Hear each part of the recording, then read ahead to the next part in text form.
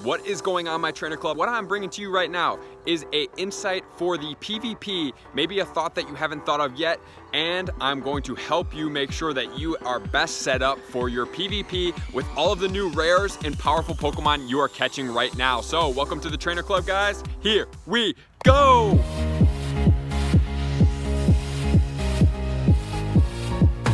And while I'm explaining a little bit more about why to hold off on powering up your Pokemon, I am just gonna throw up a screen record of me walking around the downtown area today, catching some rares. We have some partly cloudy weather, which is boosted Larvitars and Eevees. Hopefully I'm gonna get a shiny.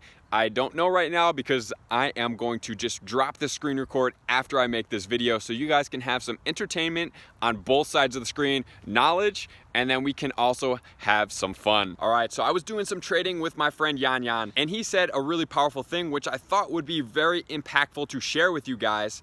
He said, don't power up your Pokemon yet until PvP comes out, which put me on a mental tangent thinking about, okay, for PvP, if we have 3 different leagues, depending on what the league is, we're gonna want different Pokemon. So right now, if you were taking my advice, you're doing some trading, you're getting some lucky Pokemon, and you've evolved them with some of their more effective movesets, like the Meteor Mash on that Metagross. And I did want to correct myself, the Dragonite is not the most effective with the Draco Meteor, but it is a legendary moveset, so it is good to save some of them.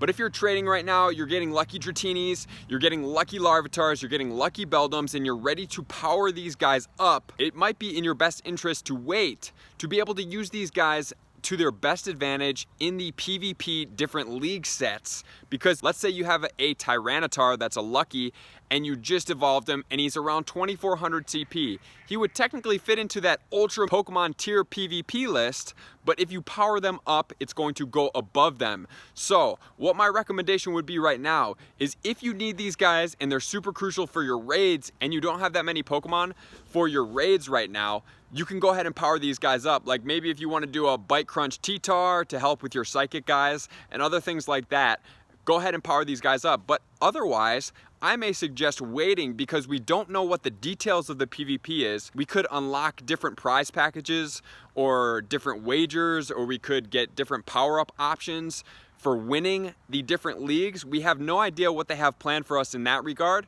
It is in our best interest to just go ahead and wait and make sure that we know exactly what is coming before we go ahead and start maxing all of our guys, because with the PvP coming into play, we have a whole new game to save Pokemon for, because now not only can we use those Pokemon that are lower CP Pokemon that we reached in our last video, maybe like a Blastoise, like a Venusaur, right? Here's your Venusaur. If you power that guy all the way up to 2800, he's gonna be effective, but if I had a Moltres in my party, I'm gonna dominate that Venusaur. But if he was at 2450 and he was in that Ultra League, he would be pretty effective in that Ultra League, even if it was going against another fire Pokemon in that league, because they're more of an even tier Pokemon right there. So you see the difference right there. Just powering up a Pokemon maybe 1 or 2 times over that 2500 or over that 1500 mark is going to take you into the next tier, which may not be the most effective. So if you're planning to play PvP, you've gotten some lucky Pokemon, you've evolved them with their good movesets,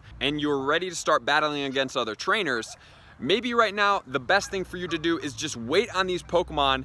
If you have some stockpiles for raids and you're already having effective raid Pokemon, instead of automatically maxing them out, unless you only plan on battling in the Master League, which we don't even know what the prize packs could be. We don't know how we can wager. We don't know if we're gonna be able to rank Pokemon up. We don't know if we're gonna be able to increase their IVs, which would be really cool. So this is all speculation, but we just wanna make sure that we're thorough. We have everything ready to go. And I just wanted to bring that news to you, and big shout out to Yan for bringing that tip to me, which then put me on the mental tangent to make sure that we just have all the Pokemon ready for our advantage when we're ready to play, and to be the best player that we can be when we are battling against each other. So I will see you guys out there on that next video. Thank you for tuning in and being part of the Trainer Club.